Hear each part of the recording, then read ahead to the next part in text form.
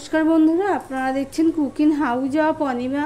আজকে একটা দুর্দান্ত স্বাদের টিফিনের রেসিপি তোমাদের সাথে শেয়ার করব। তার জন্য আমি এখানে আটা আর ময়দা নিয়ে নিয়েছি আমাদের পরিমাণ মতো, দেখতেই পাচ্ছ। এবার দিয়ে দিচ্ছি হাফ চামচের হাফ চামচ আমি চিনি দিয়ে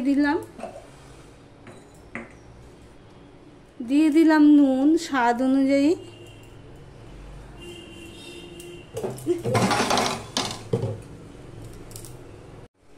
দিয়ে দিলাম তেল, সাদা তেল দিয়ে দিলাম। আর এখানে আমি অল্প একটুখানি জোয়ান নিয়েছি, সেটা আমি এইভাবে ঘষে দিয়ে দিলাম।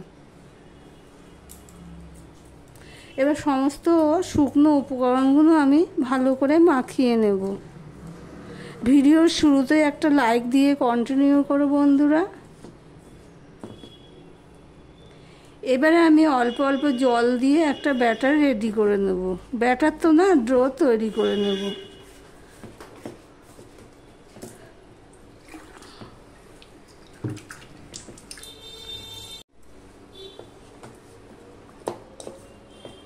একটু সামান্য নরম করেই মাখাবো, বেশি শক্ত করব না।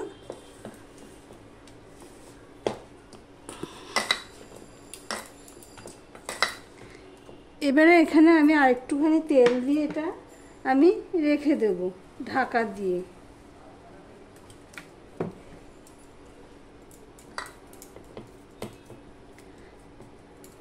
এবার এটা আমি ঢাকা দিয়ে রেখে দেব। তা এর জন্য যা যা লাগবে সেগুলো সব আমি রেডি করে ফিরে আসছি। এদিকে দেখো একটা পুর রেডি করব। তার জন্য কড়াই বসিয়ে দিয়েছি। কড়াইটা গরম হয়ে গেলে আমি দিয়ে দিচ্ছি সাদা তেল। অল্প তেলে করব, অল্প একটু সাদা তেল দিয়ে দিলাম।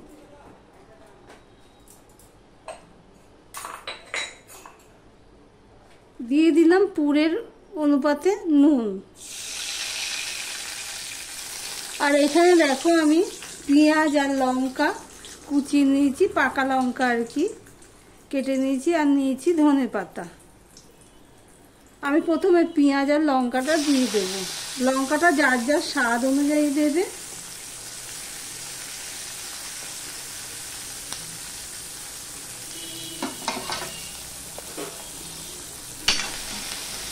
আর এখানে আমি দেখো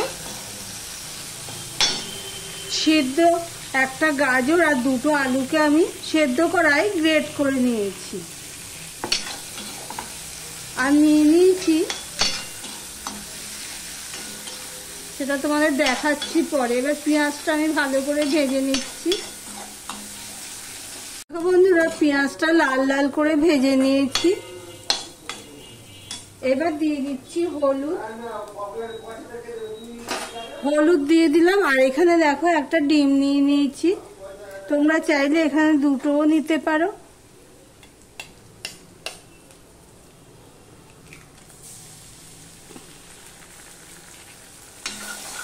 ডিমটাকেও আমি ভেজে নিচ্ছি।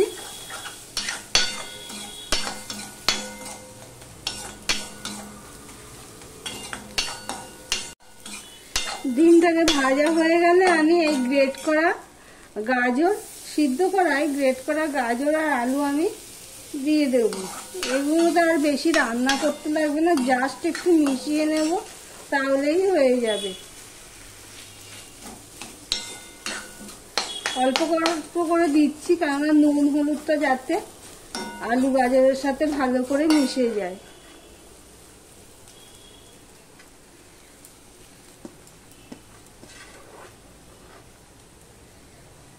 আমার ভিডিওটি যদি ভালো লেগে থাকে প্লিজ একটা লাইক করো, কমেন্ট করো। আর যারা নতুন বন্ধু ভিডিওটি দেখছো এখনো পর্যন্ত সাবস্ক্রাইব করোনি, তাদেরকে বলবো সাবস্ক্রাইব করে পাশে থাকার জন্য। দেখো বন্ধুরা, সম্পূর্ণটা আমি মিশিয়ে নিয়েছি। এবার আমি দিয়ে দিচ্ছি ধনেপাতা কুচি।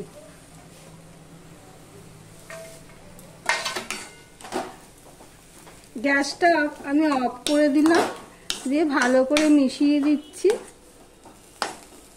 এবার ঠান্ডা করে তারপরে তোমাদের সামনে ফিরে আসছি। দেখো হাতে একটু তেল মাখিয়ে নিয়েছি, নিয়ে আমি এটাকে আরেকটুখানি মেখে নেব।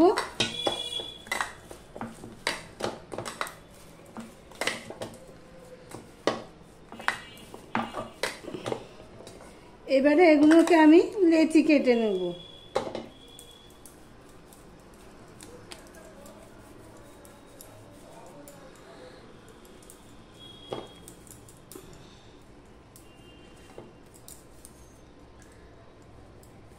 এইভাবে লেচি কেটে নিয়েছি, নিয়ে সমস্তটা কেটে নিয়ে ফিরে আসছি।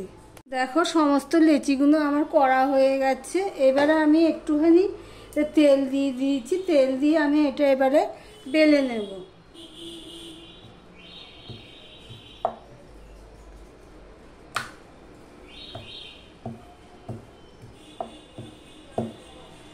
আর এখানে দেখো পুরটা যে রেডি করে রেখেছি সেটা ঠান্ডা হয়ে গেছে।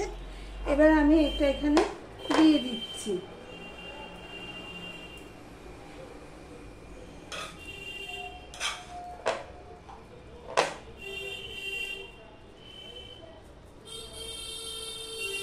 দিয়ে আমি এই চারিদিকে এইভাবে দেখো জল দিয়ে লাগিয়ে নিলাম।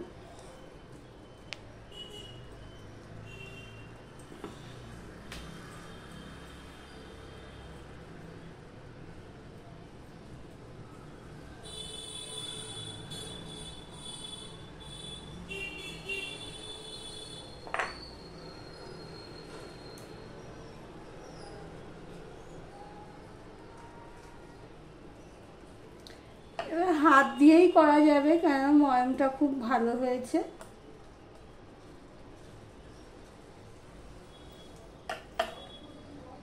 দেখো বন্ধুরা, ঠিক এইভাবে আমি করে নিলাম দেখতে ভালো লাগার জন্য। আমি তোমাদের আরো একটা করে দেখাচ্ছি।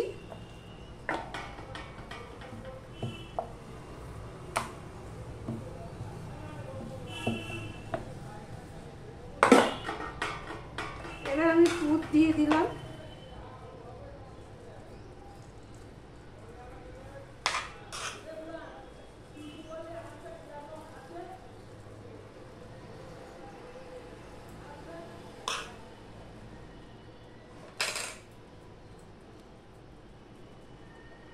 দিয়ে চারিদিকে জল দিয়ে দিচ্ছি।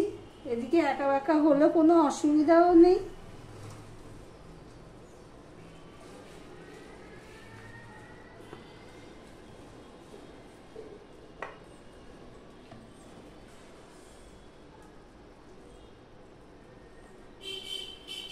এইভাবে জল দেওয়াতে কি হবে, আটকে দিয়ে গেল এটা আর খুলবে না।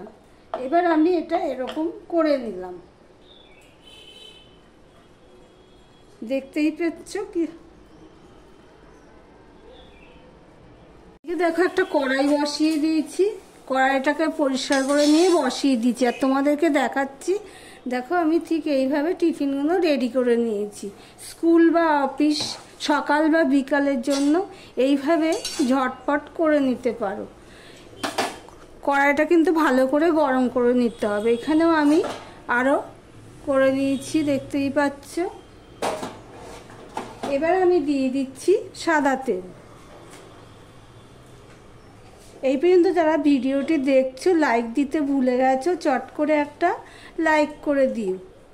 তোমাদের একটা লাইক আমাদের এগিয়ে নিতে অনেকটাই সাহায্য করে। এবার তেলটা গরম হওয়া পর্যন্ত অপেক্ষা করব। দেখো বন্ধুরা, তেলটা গরম হয়ে গেছে। খুব গরম করব না, খুব গরম করলে উপরটা পুড়ে যাবে আর নিচটা ভিতরটা আর ভাজা হবে না। এবার আমি দিয়ে দিচ্ছি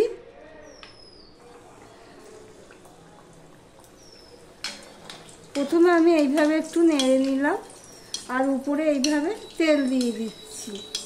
এবার মিডিয়াম থেকে লোতে আমি ভাজবো, কেননা তাহলে ভিতরটা পর্যন্ত ভাজা হয়ে যাবে আর চারিদিকটাও ভাজা হয়ে যাবে।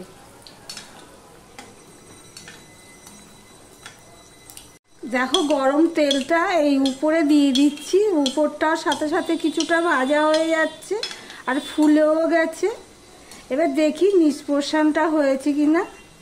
দেখো বন্ধুরা, নিচ পোর্শনটা হয়ে গেছে। এবার এটাও আমি এইভাবে ভেজে নেব।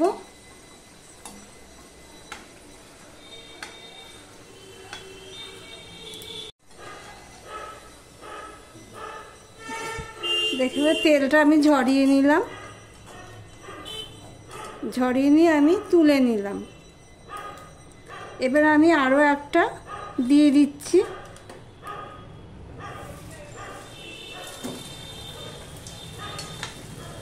দিয়ে আবারও আমি এইভাবে উপরে তেল দিয়ে দেব, একটুখানি নেড়ে দেবো। যেহেতু কড়াইটা গরম করে নিয়েছি ভালো করে, সেই জন্য কড়াইয়ের গায়ে আর আটকাচ্ছে না। এবার নিচ পোর্শনটা হতে দেব।